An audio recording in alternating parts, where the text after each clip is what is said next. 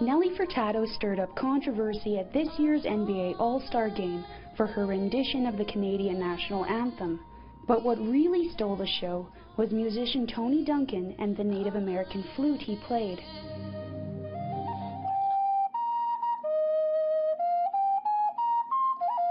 And Richard Dubé played an instrumental role in bringing that performance together. When Dubé first met Tony Duncan, he had gifted him a flute. A couple of years later, Duncan was quick to call up Dubé when it came time to prepare for the biggest performance of his life.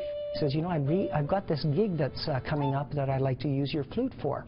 So Dubé spent the remainder of his week fine-tuning the now famous flute, played for thousands of fans across Turtle Island. Although this flute had hours of work put into it, Dubé has found a way to teach hundreds of students how to make their own Native American-style flute in a matter of minutes. He says even an APTN reporter can learn to play. I make sure that they learn about the culture and the teachings behind the flute. And when they go through that process of making it, I always take the time to, you know, when we make the holes, after that there's a process where you need to clean them. And so I always teach them about the 4 directions. South, then the west. Dubé says Aboriginal kids in Canada learn about the importance of the drum and the fiddle, but the flute is an underappreciated part of Indigenous cultures around the world.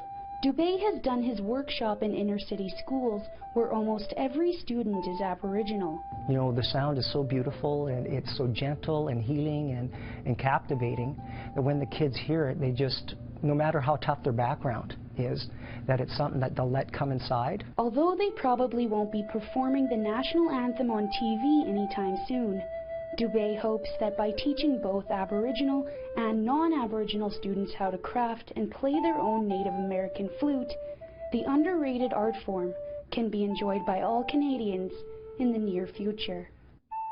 Jaden Flett, APTN National News, Saskatoon.